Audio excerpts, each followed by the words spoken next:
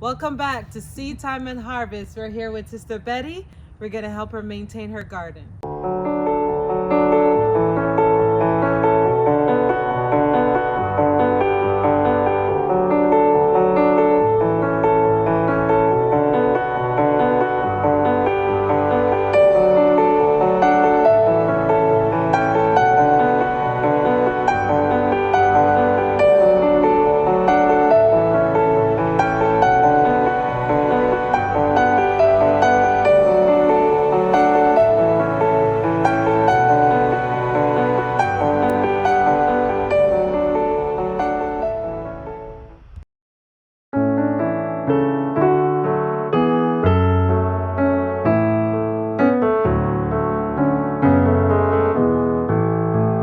We have some fertilizers that we're going to put in our garden, and this is the standard NPK as well as some minerals that we're going to apply. Phosphorus, you can add rock phosphate, and then for potassium, this is kelp meal that we're going to add. And for minerals, you can add C90. It has 90 minerals in it. You just mix it with some water and you can use that to water your garden to provide the minerals. This is an alfalfa meal, and as you can see, it's a good source of nitrogen as well as potassium. Here at the garden, we are noticing a few things that need to be addressed. As you can tell, the plants in the background are dead because she had a terrible winter. It got really, really cold. But in terms of the garden, things are not growing as expected, and so we're gonna feed the plants. We're gonna remove some things that are dying and consider what can be replaced. In here, we also notice that the things are coming up because it's getting a little bit warmer now. We're gonna have to take out the radishes. The cilantro is bolting, and we're gonna make space for like tomatoes, things that are more spring, summer friendly. So we're gonna make some changes to this garden even as we feed. Here we have a cilantro plant, and as you can tell that it has aphids. And also we have ants that are harvesting the aphids. So there's ants around the garden, and the ants bring the aphids here just so that they can benefit from the nectar that the aphids secrete. So this is not good. So we're gonna have to remove the plants with the aphids on it. Really, you can just use a hose and spread them off, but we don't want it to spread to the other areas. I just noticed it on the cilantro, so we're gonna get rid of those. So what are you gonna do? You're gonna clip it? Or And you just squish gonna... it.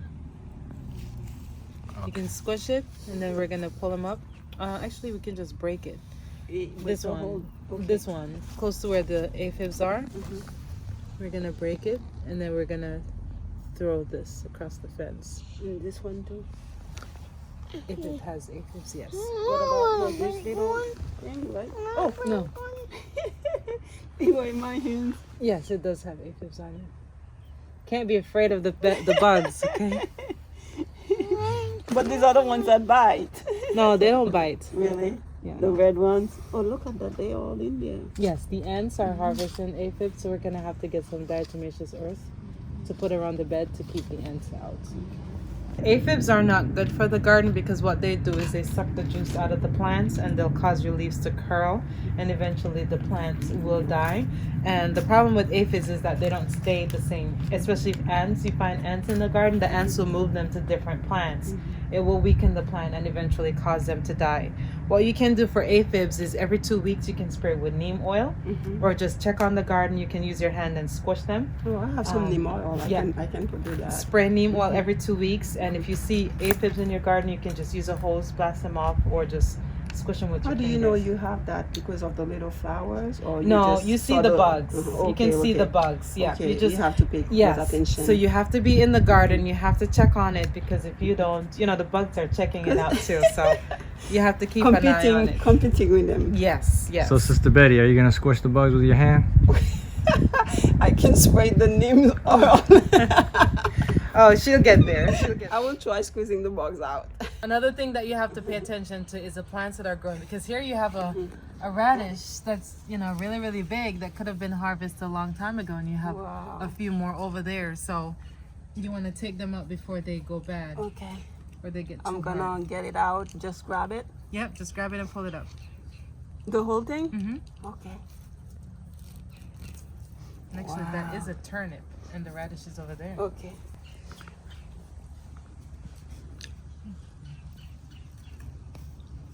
There we go. Wow. Your Beautiful. first harvest.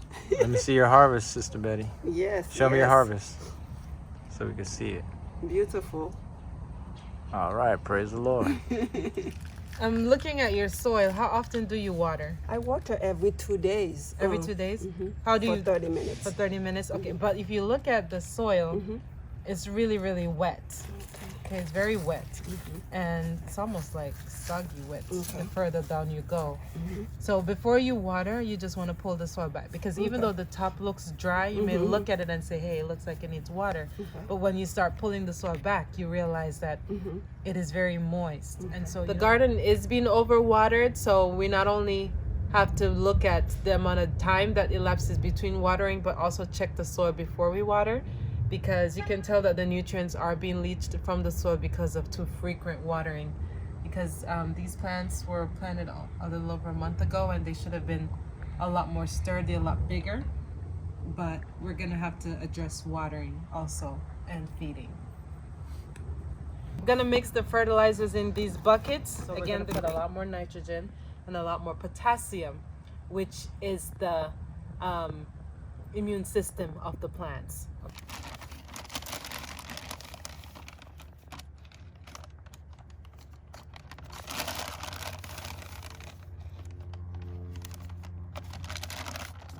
This one is the kelp. We're gonna do 2 cups of kelp meal, and this adds potassium to the plants. And then finally we have the rock phosphate, and the rock phosphate helps with root development. Okay, we're gonna add 1.5 cups of the C90. So these are organic and they're slow releasing. Right. So this is something that you want to actually add even before the plants need it. Correct. Or what you can also add is a liquid fertilizer. Those are fast release fertilizers, and those would be more ideal. We're gonna mix it up, and then we're gonna spread it evenly throughout the garden.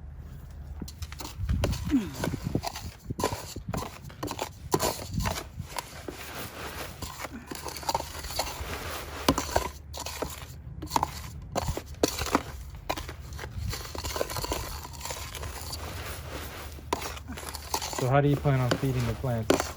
We're gonna distribute it around the roots of the plants.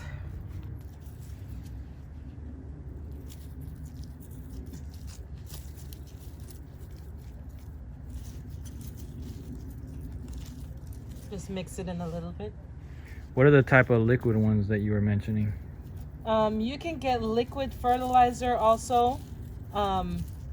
Different. It's mostly in the form of a compost tea. And if you add compost tea to the garden, it will give the same amount of nutrients, but it would make it more readily available for the plants. Okay, so that would be like the compost tea we made in our other video. Correct. You might want to watch how Sharice does it. Yeah, so you sprinkle it. Yeah, she put more than I do. And look how she agitates the ground. Yeah. You were like poking it. You want it to get down to the roots. When you get watered. No, not poking it. Okay. Look, look how she does it. Okay. Just scatter the dirt a little bit, or spread the dirt. Okay. And Yeah, not so rough though. and these are You'll get it, but you need a little coaching. like these are so small, you won't scatter it.